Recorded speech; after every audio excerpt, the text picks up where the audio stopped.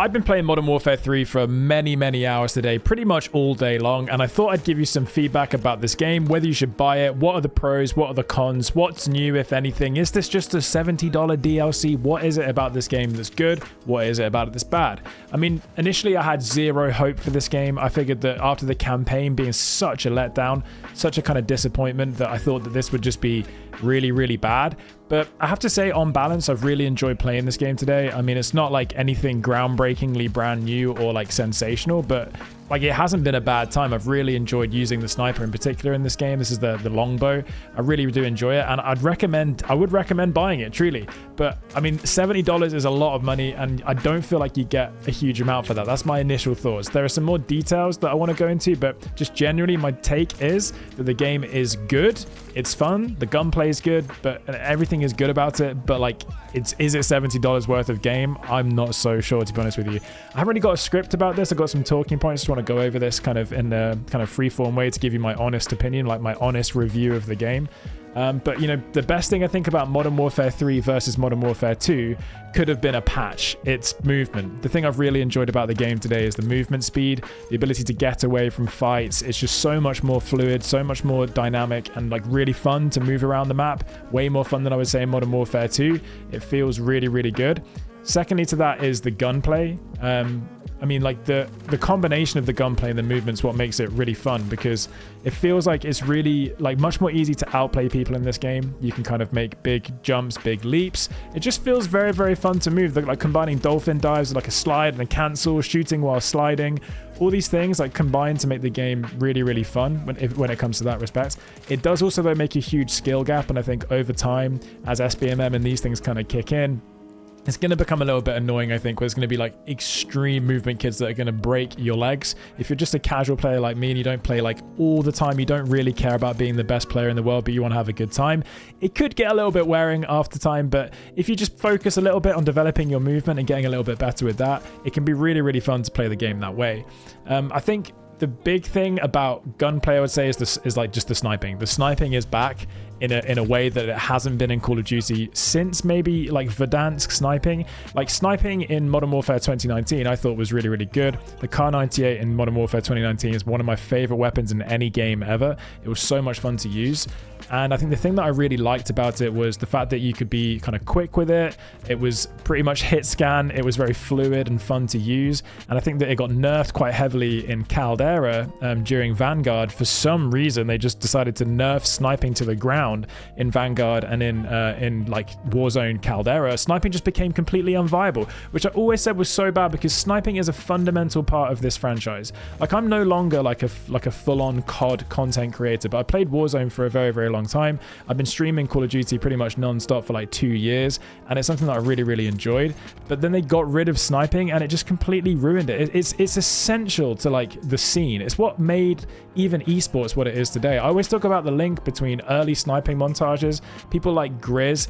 There were these guys that were so good at sniping that they literally spawned esports organizations. Like the earliest content that you'll see from people like FaZe, like things that were really popping off, it's sniping montages. And to get rid of sniping, I think massively just killed what was a huge part of the Call of Duty community, a huge part of what made this game fun. The idea you could get into a game with a sniper rifle, anything could happen. You might keep dying, but you might also hit some insane clip, and that might, you know, you're kind of like living for that moment. That's what it always used to feel like back in the day.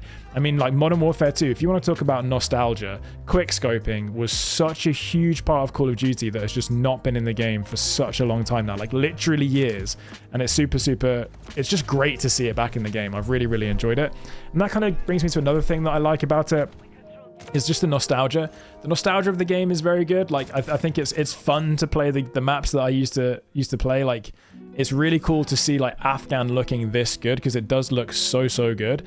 But it's also the first thing that I really don't like about the game. The first thing I really don't like about the game is the fact that it's not really anything new. I mean, like all these maps I've played before, like literally all of them. Okay, so there's a small amount of changes to the maps. Like, yes, okay, fine. But like the main way these maps play is exactly the same. These maps came out so long ago. I remember playing them on launch, and I was a teenager, and it's just crazy to me that we're paying $70 for a game, or whatever you pay for it. paying any money for a game that is just like, to me, the thing that must be so hard about making maps is just designing them. Like not, and I don't mean like visually, I mean like the layout of maps. Obviously Call of Duty adopts the 3-lane system, where there's usually 3 lanes across the map with varying kind of ranges for fights, and that allows kind of a variation in how the map plays, and that's how you have a classic Call of Duty map. It has that kind of 3-lane system, and it allows for that dynamic, fun gameplay across the map. Well, like, developing one of those is surely the hard part. It can't be that hard to just pick one up and just plonk it into the game, and obviously we're going to enjoy it. So it's like, I'm enjoying it, but I'm also like, it's really fun to go back and play these great maps. It's nostalgic, all the rest of it. But it's like, where's the innovation? Where's something new? Where's like this new? It strikes me as a bit of a cash grab, you know? Like, think about the man hours it takes to design a map.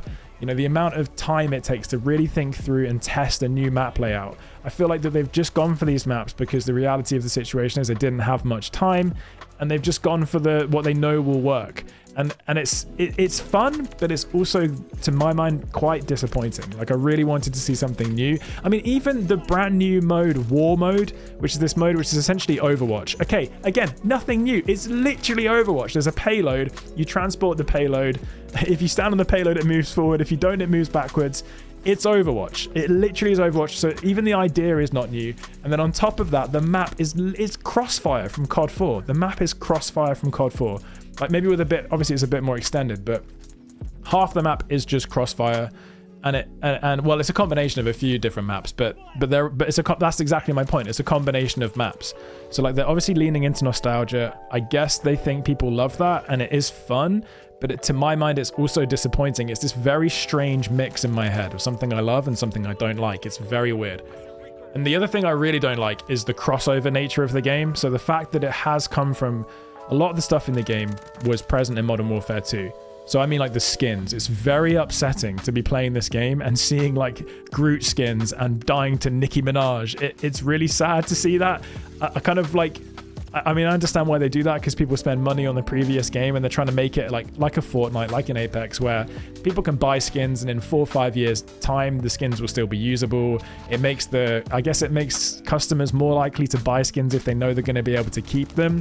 So I guess from a monetization perspective, it makes more sense to go for this like one game model. We'll have the same skins across time. My question to you is, guys, is in 5-6 years time, are we still going to be playing against Nicki Minaj in Call of Duty? Because if the idea is that, you know, you've bought a skin, so we're going to honor that for the rest of time with this one Call of Duty, is it literally going to be a situation where over time the whole lobby will just be different celebrities that they've made these like deals with, where they've paid them loads of money to use their likeness in these skins, and it will just be like a situation where you've got like One Direction fighting against Nicki Minaj, fighting against like 21 Savage, fighting against like, I mean, for the Brits out there, fighting against like Mr. Blobby or someone like that. Like, it's going to be really, really bizarre to have a situation in 5 to 6 years time. So this crossover nature, I don't like. Like, I'm playing these classic COD maps, right? But a big part of the nostalgia for me is like, it's ruined by the fact that there's Groot. There's like 5 Groots on the other team, and I'm trying to have fun on this map, but at the same time, there's just like all these things reminding me that it's DLC. It's like reminding me that it's not much more than what we had before.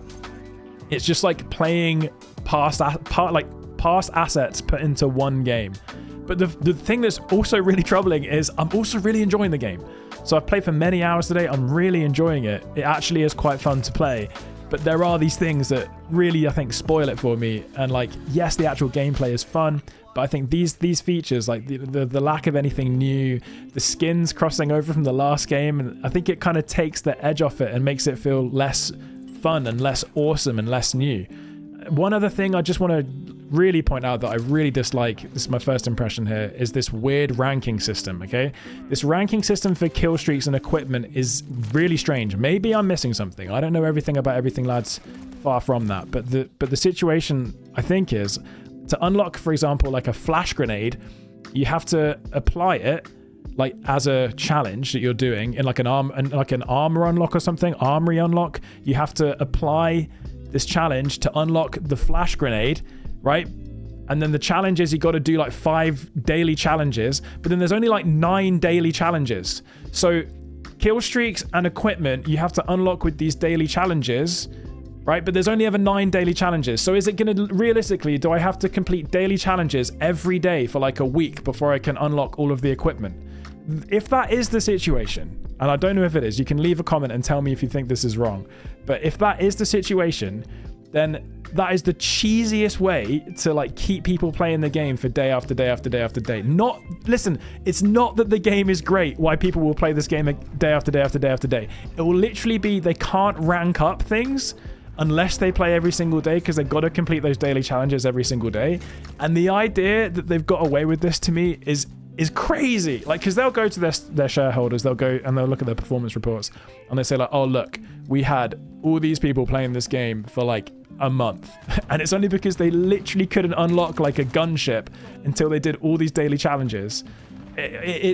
I don't understand what's going on with that system. Like, surely just have an XP based unlocking system where the more you play, the more you get your stuff. And that's just what we've done before. So why are we changing it? It's just another example of, unfortunately, like monetization, business getting in the way of enjoyment of the game. And that has also taken the edge off it. So yes, the movement's it's amazing. It's great. The gunplay is great. The nostalgic element is cool.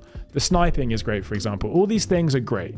But the crossover nature of the game, the weird ranking system for kill streaks and equipment, like the lack of anything new, it's taking it from what would maybe be like a 7 or 8 out of 10 down to like a 5 out of 10. I mean, the other paid element is zombies. I really enjoyed zombies. I'll be posting some zombies content. It's fun, but this multiplayer, the actual multiplayer itself, is cool. It's a nice blast from the past, but there are some elements that you might want to think about that I don't like, just to throw that out there. I mean, I don't know if any of you actually care. If you're still listening to this video at this stage, shout out to you. You know, I appreciate you, and you could at least like the video. But yeah, I think that the paid elements, they're okay. It's all right. I don't really know where I stand on it yet. I'm going to play it some more. I had zero hope. It certainly isn't that bad. It's nowhere near as bad as the campaign, but it's also just kind of like not much more, like not much new. But anyway, that's my thoughts on it. Have a good one, guys. Cheers. Let me know in the comments what you think.